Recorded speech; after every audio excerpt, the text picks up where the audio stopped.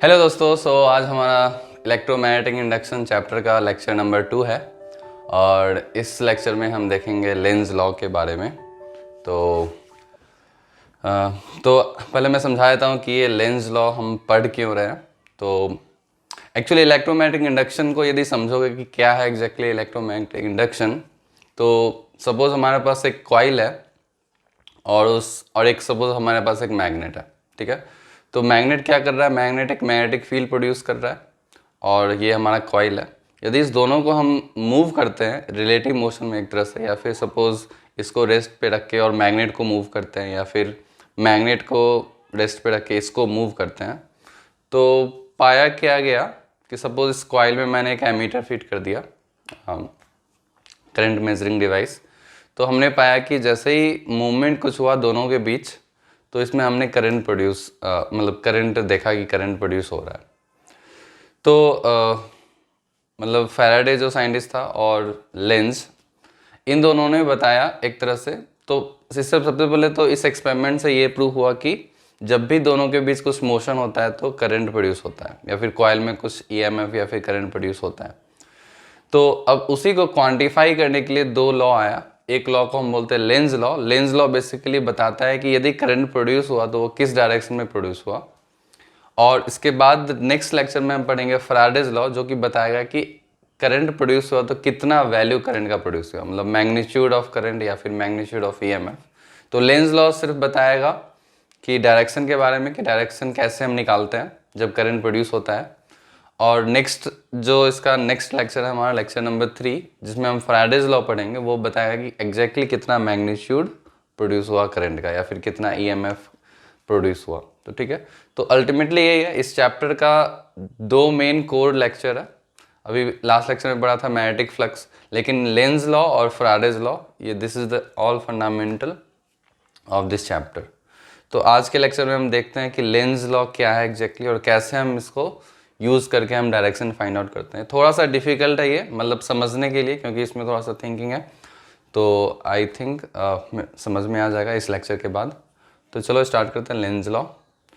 तो Lenz law पहले मैं डिफ़ाइन कर देता हूँ Lenz law. Where is my pen. तो ठीक है, तो सबसे पहले लिख देता हूँ मैं लेंज लॉ।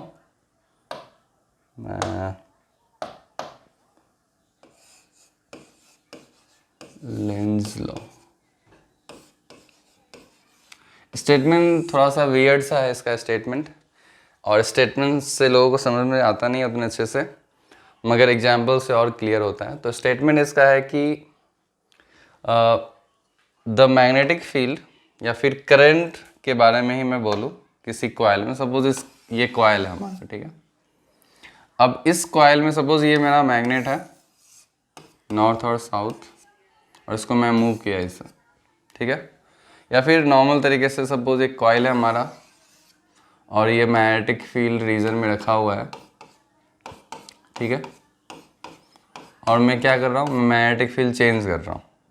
सपोज ये मैग्नेटिक फील्ड रीजन में रखा हुआ है ये कॉइल, और ये कॉइल का कुछ एरिया भी होगा। तो फ्लक्स, एक तरह से फ्लक्स इसका हम कैलकुलेट कर सकते हैं magnetic field into area. Flux change नहीं हो रहा है। जब फ्लक्स चेंज होता है तब क्या होता है कि करंट प्रोड्यूस होता है। वो इलेक्ट्रोमैग्नेटिक इंडक्शन का मेन प्रिंसिपल है कि जब भी हम फ्लक्स चेंज करते हैं, क्वांटिटी चेंज होता है, और फ्लक्स का मतलब हुआ कि मैग्नेटिक फील्ड इनटू एरिया, और या फिर इनटू कॉस थीटा।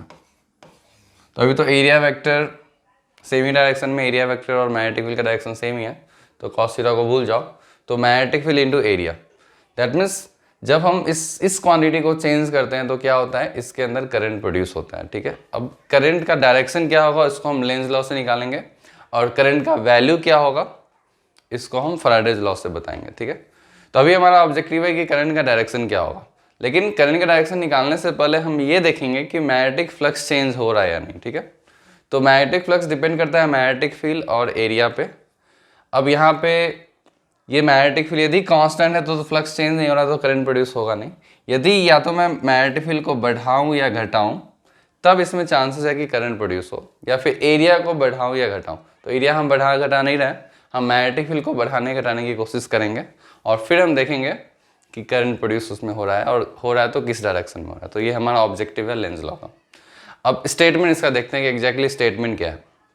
स्टेटमेंट बोलता है कि करंट जो इसमें प्रोड्यूस होगा, the current produce in this coil will be in such a manner so that it will oppose the change that has caused it. मैं लिख देता हूँ इसको, तो मैं इसको एक बार लिख देता हूँ, यहीं पे लिख देता हूँ, ठीक है। So the current produce in the coil will be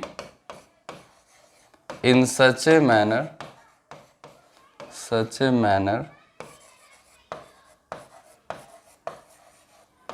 that it will oppose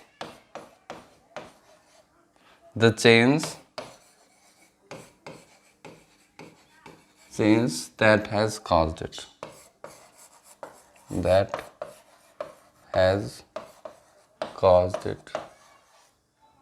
fancy थोड़ा सा स्टेटमेंट है, तो समझ में ज़्यादा कुछ नहीं आएगा स्टेटमेंट से, वैसे फिर भी ध्यान से समझने की कोशिश करो। The current produce in the coil, जब भी हम फ्लक्स चेंज करने की कोशिश करते हैं किसी कॉइल का, फ्लक्स का क्या मतलब हुआ, मैग्नेटिक फील्ड इनटू एरिया, तो जब भी हम फ्लक्स चेंज करने की कोशिश करते हैं तो current produce in the coil will be in such a manner so that it will oppose, ये क्या करता है, it will oppose the change that has caused it. अब जिसने भी इस फ्लक्स को प्रोड्यूस किया, बेसिकली इंक्रीज कर रहा है या डिक्रीज कर रहा है, तो इसका ऑब्जेक्टिव होगा कि सपोज मैंने एक्सटर्नल सोर्स से मैं फ्लक्स को इंक्रीज करना हो, तो इस कॉइल का ऑब्जेक्टिव होगा कि उसको डिक्रीज करने की कोशिश करेगा। तो स्टेटमेंट यही है।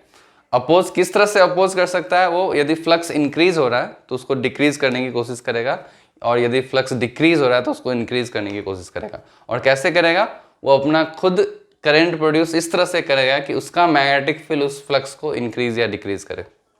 मैं फिर से इसको समझाता हूँ, थ्रू आउट द लेक्चर में इसी को समझने की कोशिश करेंगे, थोड़ा सा ऑड है, फिर से मैं एक बार समझाता हूँ। सपोज मैं क्या किया, इसके फ्लक्स को मैं इसका क्या किया, मैग्नेटिक फील्ड में सपोज बढ़ाना स्टार्ट कर दिया, तो मैग्नेटिक फील्ड में बढ़ाना स्टार्ट कर दिया, तो बेसिकली मैं क्या कर रहा हूँ, मैं फ्लक्स को बढ़ा रहा हूँ या घटा रहा हूँ, मैं फ्लक्स को भी बढ़ा रहा हूँ। तो ये हमारा एक्सटर्नल सोर्स है, मैंने एक्सटर्नली क्या कर रहा हूँ, मैं फ्लक्स को बढ़ा रहा हूँ।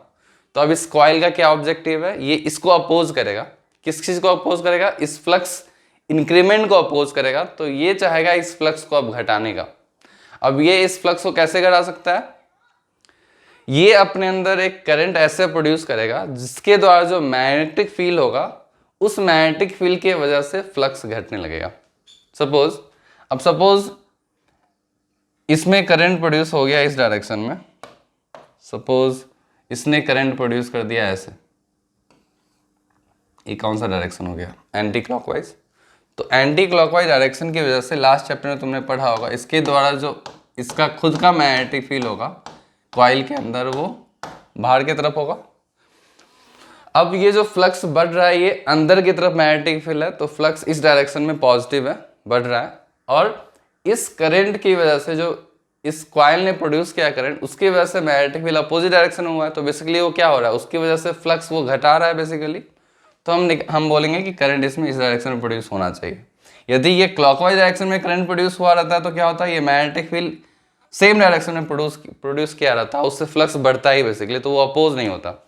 तो फिर से सेंटेंस को मैं बोल रहा हूँ, द करंट, इसमें जो करंट प्रोड्यूस हुआ, current produce in the coil will be in such a manner so that it will oppose the change that has caused it. किसने कॉज किया, एक्सटर्नल सोर्स ने कॉज किया। एक्सटर्नल सोर्स में मैं magnetic field बढ़ा रहा हूँ, उससे फ्लक्स बढ़ रहा है, तो इसका काम है कि ये करंट इस तरह से प्रोड्यूस करेगा जिसकी वजह से इसका खुद का मैग्नेटिक फील्ड इस फ्लक्स को घटाने की कोशिश करे। अब इसका जो मैग्नेटिक फील्ड है क्या कर रहा है, इस फ्लक्स को अब घटाने की कोशिश कर रहा है। So this is the Lenz law, ठीक है। तो लेंज लॉ यही है। अब आगे बहुत सारे क्वेश्चंस हम देखेंगे जिसमें कि हम इसी सेंटेंस को यूज करेंगे और इसको और सीखने की कोशिश करेंगे, ठीक है। तो चलो लेते हैं नेक्स्ट क्वेश्चन। तो let's move to the next question. Suppose अब इस क्वेश्चन को देखो ध्यान से।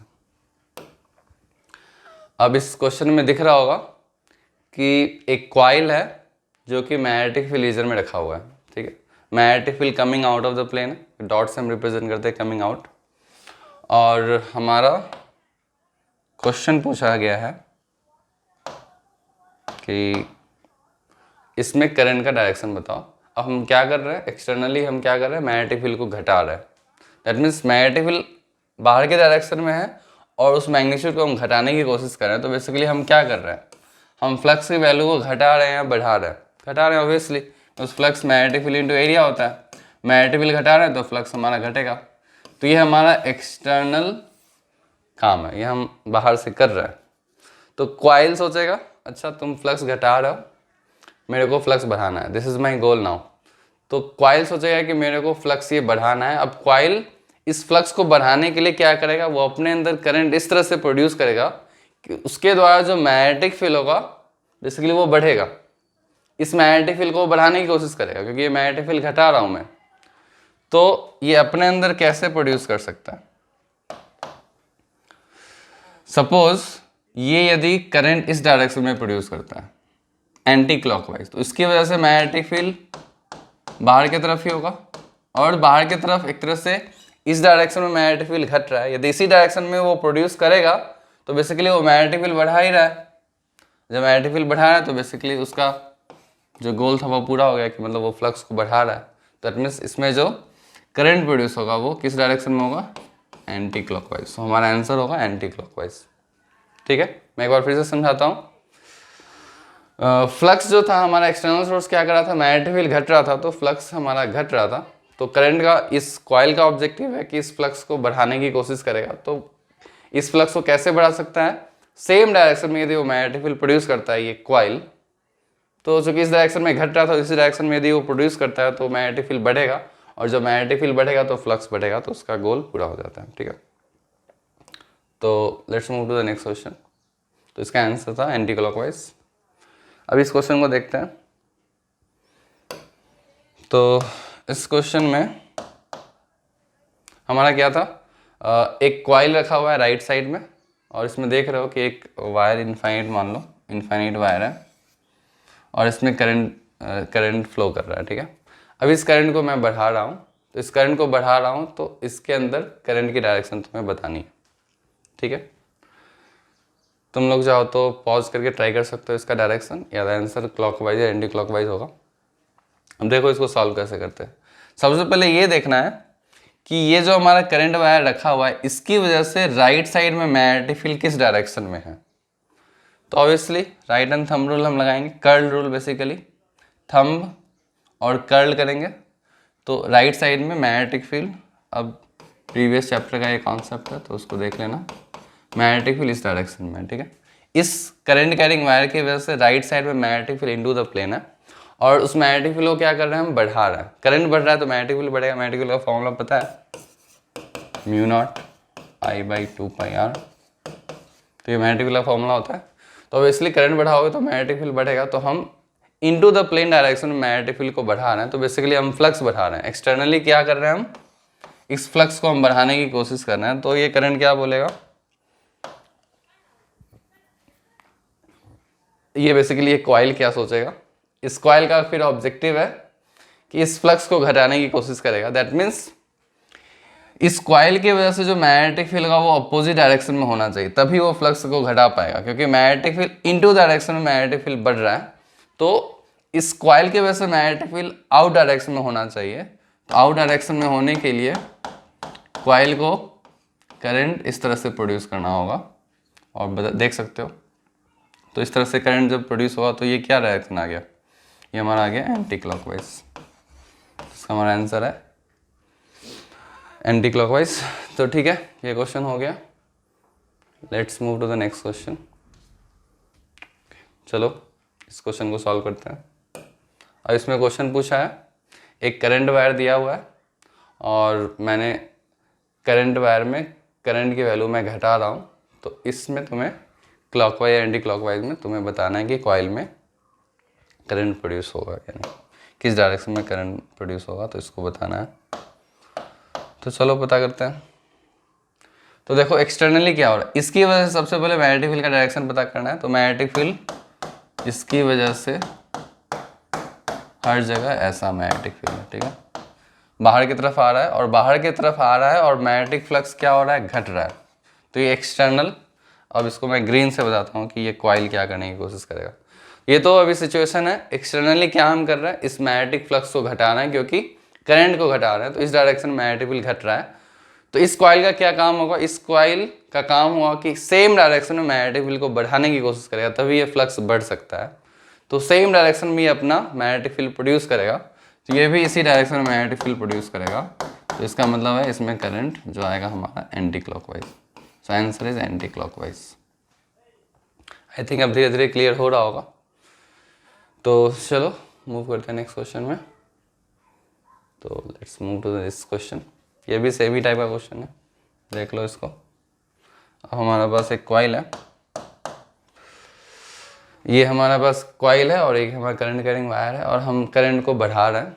तो सबसे पहले तो ये पता करना है कि इस कॉइल में और इस रीजन में मैग्नेटिक फील्ड इसके द्वारा किस डायरेक्शन में है। तो obviously right and thumb rule use करोगे तो मैग्नेटिक फील्ड ऐसे आ रहा है, दैट मीन्स ये हमारा मैग्नेटिक फील्ड है, और हम इस फ्लक्स को क्या कर रहे हैं, इस फ्लक्स को हम बढ़ा रहे हैं। तो इस कॉइल का क्या काम होगा, इस फ्लक्स को घटाने की कोशिश करेगा।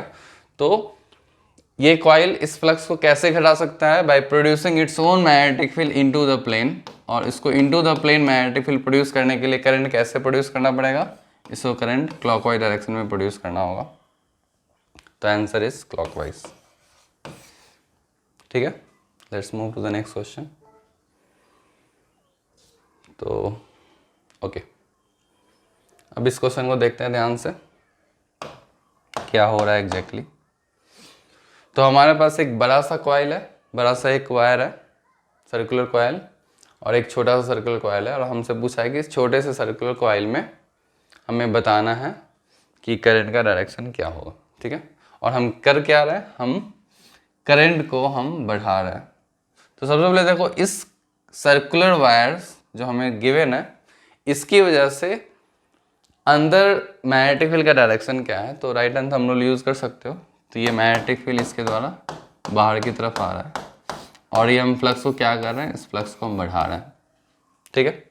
अब ये कॉइल क्या करेगा, कॉइल स्टेटमेंट है हमारा Lenz law, it will oppose the change that has caused it. इस फ्लक्स को अब ये घटाने की कोशिश करेगा। तो इस फ्लक्स को कैसे घटेगा, कैसे ये घटाएगा, by producing its own magnetic field into the plane, और उसके लिए इसको किस डायरेक्शन में करंट प्रोड्यूस करना होगा, क्लॉकवाइज। तो इसका क्लॉकवाइज आंसर हो गया। Let's move to the next question. Okay, अब इस क्वेश्चन को समझते हैं। इसमें मैक्सिमम बच्चे मिस्टेक करते हैं, ठीक है।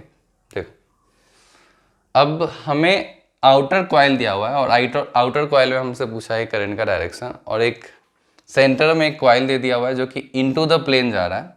अब सर्कुलर कॉइल नहीं है, हमें एक इनफाइनाइट वायर दिया हुआ है जिसमें करंट फ्लो कर रहा है, और करंट को हम बढ़ा रहे हैं, लेकिन वो इनटू द प्लेन जा रहा है। तो इसमें पूछा है कि आउटसाइड वायर में करंट का डायरेक्शन बताने के लिए। तो सोचो इसको कैसे करोगे। अब इसमें ध्यान से देखो, ये जो वायर जा रहा है अंदर की तरफ, ठीक है, उसकी वजह से मैग्नेटिक फील्ड का डायरेक्शन सबसे पहले क्या होगा। तो उसकी वजह से मैग्नेटिक फील्ड तो कॉन्सेंट्रिक सर्कल्स होगा, ऐसे कॉन्सेंट्रिक सर्कल्स से होगा ना। इसकी वजह से मैग्नेटिक फील्ड इस डायरेक्शन में होगा, कॉन्सेंट्रिक सर्कल्स, ठीक है। तो बेसिकली कोई फ्लक्स चेंज ही नहीं हो रहा है इस कॉइल से, तो हमारा इसका आंसर हो जाएगा 0, नो करंट इज प्रोड्यूस। क्योंकि बेसिकली करंट प्रोड्यूस तभी होता है जब कुछ फ्लक्स चेंज हो। तो फ्लक्स तो यहाँ चेंज ही नहीं हो रहा है, क्योंकि फ्लक्स का जो इसके द्वारा जो मैग्नेटिक फील्ड है वो सेम डायरेक्शन में, करंट कॉइल के डायरेक्शन में। तो थीटा हमारा 90 डिग्री है, तो करंट जो इसके अंदर प्रोड्यूस होगा वो 0 होगा। Let's move to the next question. अच्छा, इसको देखते हैं कैसे सॉल्व करते हैं। अब देखो इसमें क्या हो रहा है, अब मैंने यहाँ पे बना दिया है, लेकिन मान के चलो कि ये इंटर कर रहा है इस रीजन में। एक रीजन है मैग्नेटिक फील्ड का और एक रेक्टेंगुलर कॉइल है जो कि वेलोसिटी v से ये अंदर की तरफ मूव कर रहा है। अभी मैंने ऐसे डायग्राम बनाया, लेकिन इसको अज्यूम कर लो कि ये सब कुछ अंदर ऐसे जा रहा है, ठीक है। जैसा कुछ एरिया अंदर है, ये अज्यूम कर सकते हो। और जब ये अंदर जा रहा है तो क्वेश्चन पूछा है कि करंट का डायरेक्शन इस लूप में बताओ, ठीक है। So that's the question. तो इसको कैसे सॉल्व करोगे? अब देखो, जब ये अंदर जाएगा तो सबसे पहले फ्लक्स देखते हैं कि फ्लक्स एग्जैक्टली क्या हो रहा है। तो फ्लक्स का फॉर्मूला है हमारा v/a। अब यहाँ पे मैग्नेटिक फील्ड तो कांस्टेंट है, तो ये तो हमारा चेंज हो नहीं रहा है। लेकिन जब ये अंदर जा रहा है तो इसका एरिया बढ़ रहा है। तो बेसिकली हम एरिया को बढ़ा रहे हैं, मैग्नेटिक फ्लक्स को बढ़ा रहे हैं एरिया की वजह से। तो हम बेसिकली एक्सटर्नली हम क्या कर रहे हैं, इसके वेलोसिटी के कारण क्या हो रहा है, इसका हमारा फ्लक्स हम इसमें बढ़ा रहे हैं।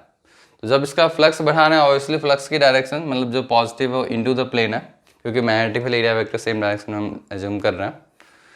तो इसका क्या काम होगा, इसका काम होगा कि इस फ्लक्स को घटाने का। अब इस फ्लक्स को कैसे घटा सकता है, मैग्नेटिक फील्ड इसके द्वारा इसको अपोजिट में प्रोड्यूस करना होगा, तभी ये फ्लक्स को घटा सकता है। और इसको अपोजिट में प्रोड्यूस करने के लिए इसका जो करंट का डायरेक्शन होगा ये ऐसा होगा। दैट मीन्स इसको करंट किस डायरेक्शन में प्रोड्यूस करना होगा, एंटी क्लॉकवाइज। तो हमारा इसका आंसर एंटी क्लॉकवाइज है। इसके आगे सेम क्वेश्चन आएगा जब ये इस रीजन से वो निकल रहा होगा और निकलते समय हमें डायरेक्शन निकालना है। तो बस सेम लॉजिक लगाना है। Let's move to the next question. जैसे ये क्वेश्चन मैं बता रहा था, अब देखो, अब इसमें अपने स्क्रीन को पॉज करके तुम चाहो इसको सॉल्व कर सकते हो, ट्राई करने की कोशिश करो। इसमें तुम्हें बताना है कि जब ये निकल रहा होगा तो करंट का डायरेक्शन क्या होगा, ठीक है। तो जब ये निकल रहा होगा तो होगा क्या, एक्चुअली इसका एरिया बढ़ रहा हो या घट रहा होगा। ऑब्वियसली इसका एरिया घट रहा होगा, तो बेसिकली फ्लक्स की वैल्यू क्या होगी, फ्लक्स b/a। अब एरिया इसका घट रहा है तो फ्लक्स बेसिकली इसका घट रहा है। तो ये कॉइल क्या करेगा, इस कॉइल का ऑब्जेक्टिव है कि इस फ्लक्स को अब बढ़ाना। अब इस फ्लक्स को बढ़ाने के लिए वो क्या करेगा, सेम डायरेक्शन में वो मैग्नेटिक फील्ड प्रोड्यूस करेगा, क्योंकि सेम डायरेक्शन में फ्लक्स घट रहा है। बेसिकली ध्यान से समझने की कोशिश करो, एरिया घट रहा है, फ्लक्स घट रहा है, और फ्लक्स का डायरेक्शन वेक्टर क्वांटिटी नहीं है, मगर पॉजिटिवली हम बोल रहे हैं इस डायरेक्शन में ही फ्लक्स घट रहा है, उसका मैग्नीट्यूड घट रहा है। तो यदि वो मैग्नेटिक फील्ड सेम डायरेक्शन में प्रोड्यूस करता है तो उसके वजह से फ्लक्स बढ़ेगा, तो उसका गोल पूरा हो जाता है।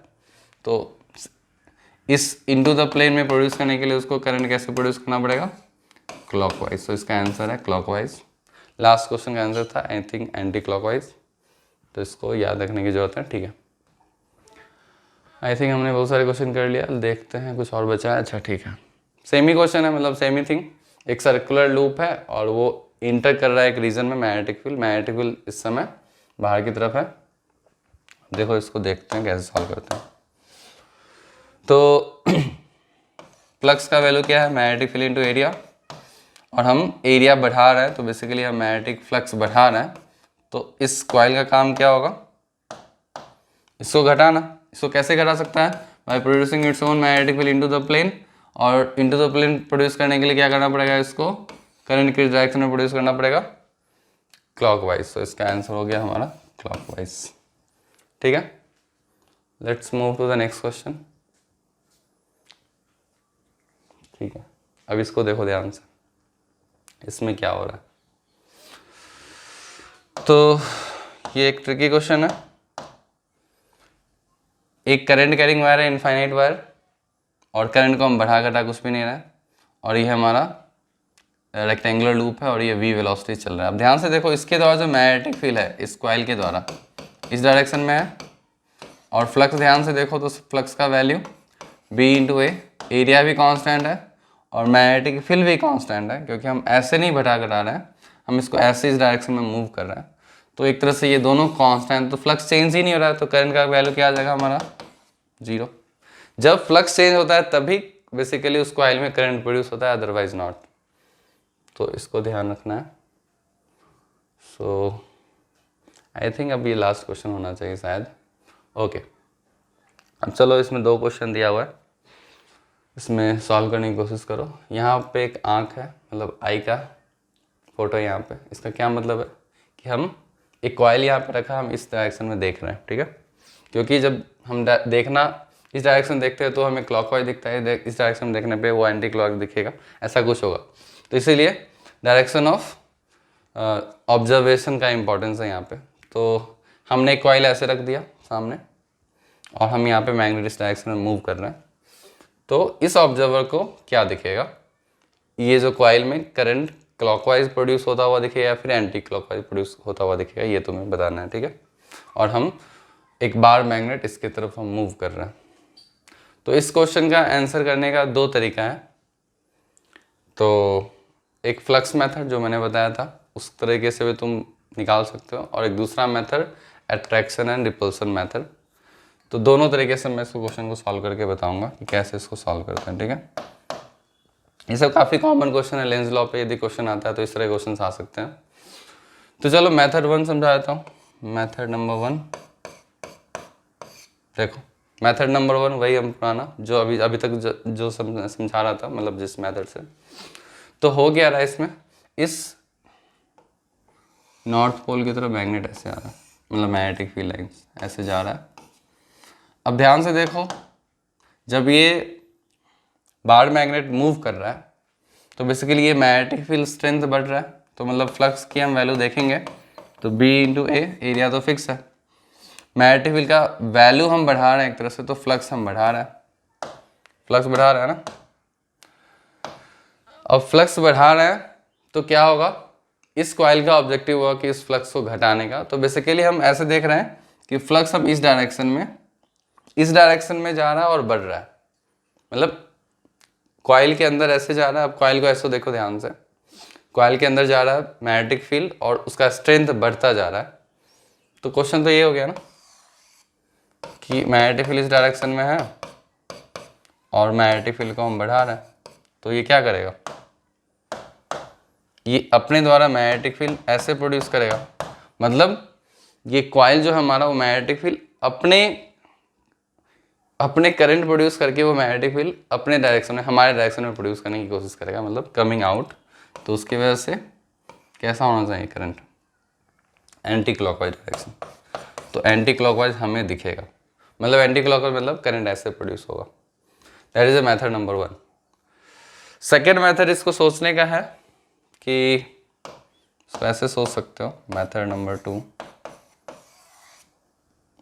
Attraction and repulsion method. तो मतलब जो लेंस लॉ का है कि वो अपोज करता है चेंज को। अब देखो यार, नॉर्थ पोल नज़दीक आ रहा है, तो ये जो हमारा एक कॉइल है, सर्कुलर कॉइल, ये अपना नॉर्थ प्रोड्यूस करेगा, राइट। इसका क्या मतलब हुआ, इसका मतलब हुआ कि सपोज ये जो ऐसे जो करंट प्रोड्यूस कर रहा है, तो इसके बाद मैग्नेटिक फील्ड बाहर आ रहा है। तो जब बाहर मैग्नेटिक फील्ड आता है तो हम बोलते हैं इसको नॉर्थ, ठीक है, क्योंकि नॉर्थ का तो प्रॉपर्टी है ना, नॉर्थ का जो हमारा नॉर्थ और साउथ, कि नॉर्थ से मैग्नेटिक फील्ड बाहर आता है और साउथ में जाता है, ठीक है। तो यदि कोई सर्कुलर वायर है और सर्कुलर वायर यदि एंटी क्लॉकवाइज करंट प्रोड्यूस कर रहा है, तो हम बोलते हैं दिस साइड ये नॉर्थ है और बैक साइड साउथ है, क्योंकि मैग्नेटिक फील्ड बाहर आ रहा है। तो वो यहाँ पे लॉजिक हम लगा सकते हैं। हम क्या लॉजिक लगाएंगे यहाँ पे, ये चूंकि नॉर्थ आ रहा है तो इसको रिपेल करना है, क्योंकि ये अट्रैक्ट होने आ रहा है, नहीं तो इसको रिपेल करना चाहिए, मतलब ये रिपेल करने की कोशिश करेगा क्योंकि it will oppose the change.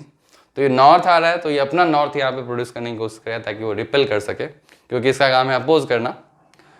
तो इसको नॉर्थ प्रोड्यूस करने के लिए क्या करना पड़ेगा, इसके द्वारा its own magnetic field has to be in anti clockwise direction, then only it will repel, ठीक है। तो इसका लॉजिक है। अब सेम लॉजिक यहाँ पे लगा सकते हो। तो चूंकि इस तरह के क्वेश्चन में मेरे को मेथड 2 थोड़ा ज़्यादा अच्छा लगता है, ज़्यादा सिंपल है, तो इस क्वेश्चन को हम मेथड 2 से ही सॉल्व करते हैं। तो देखो ध्यान से, ओके।